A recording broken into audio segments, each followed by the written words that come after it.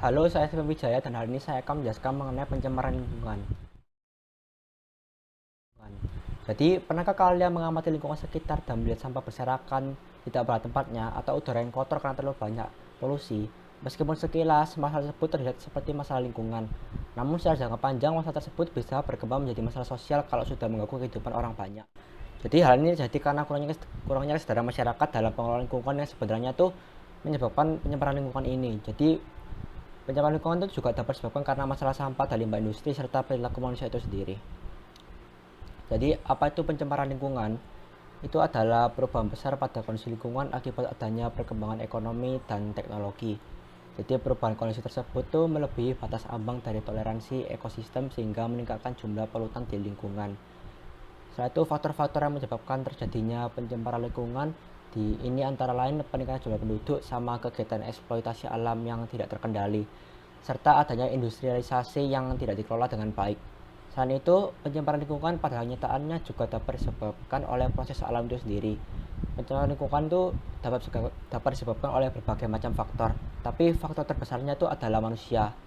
Jadi sadar atau enggak, kita telah berkontribusi dalam proses pencemaran lingkungan. Mulai dari pertama jumlah penduduk yang terkendali, banyaknya sumber-sumber zat pencemaran sehingga alam itu tak mampu menetralisirnya.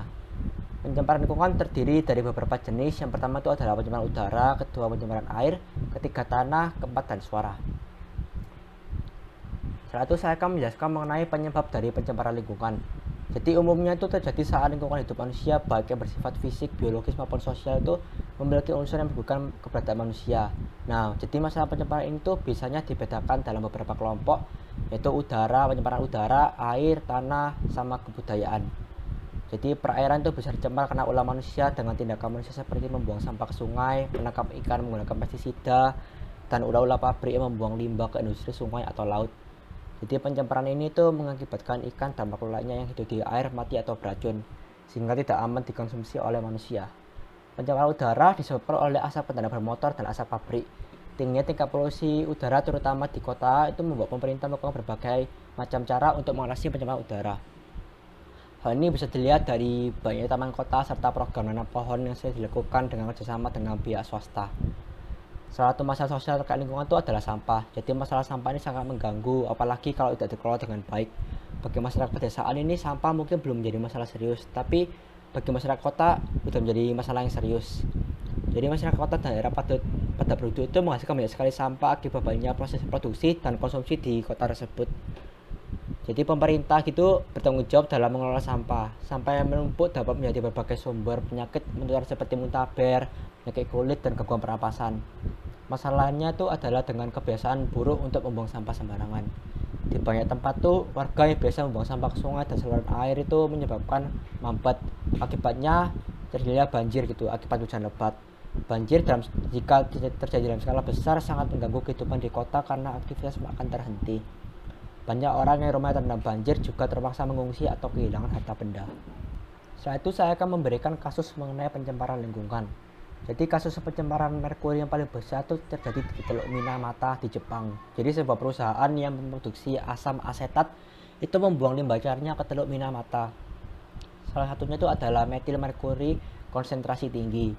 Jadi ini tragedi ini dikenal dengan penyakit Minamata atau Minamata disease, terjadi antara tahun 1932 sampai 1968. Jadi Teluk Minamata itu merupakan daerah yang kaya akan sumber daya ikan dan kerang. Selama bertahun-tahun tuh nggak ada yang menyadari bahwa ikan, kerang, dan sumber daya laut lainnya di dalam tersebut tuh sudah terkontaminasi dari merkuri tersebut. Jadi merkuri ini tuh masuk ke dalam tubuh organisme laut baik secara langsung dari air maupun mengikuti rantai makanan. Kemudian mencapai konsentrasi yang tinggi pada daging kerang-kerangan dan ikan yang merupakan konsumsi sehari-hari bagi masyarakat di sana. Pada saat itu setidaknya ada 50.000 orang yang terkena dampak dan lebih dari 2.000 kasus penyakit Minamata disertifikasi. Masyarakat Minamata yang mengonsumsi makanan laut itu yang tercemar diidentifikasi terserang penyakit syaraf, lumpuh, kehilangan indera perasa, bicaranya rada ngawur, dan bahkan banyak yang meninggal dunia. Di Indonesia, kasus pencemaran merkuri juga cukup serius pernah terekspos di Teluk Buyut di Laut Sulawesi Utara pada 2004. Jadi perusahaan tambang emas yang namanya PT Newmont Minahasa Raya itu yang beroperasi di sana itu membuang limbah tailingnya ke dasar teluk itu sehingga menimbulkan masalah lingkungan dan kesehatan masyarakat yang serius. Selain itu juga ditemukan sejumlah ikan memiliki berjolak semacam tumor dan mengandung cairan kental berwarna hitam dan lendir berwarna kuning keemasan. Fenomena yang sama juga ditemukan pada produk buyat, di mana mereka memiliki benjol-benjol juga.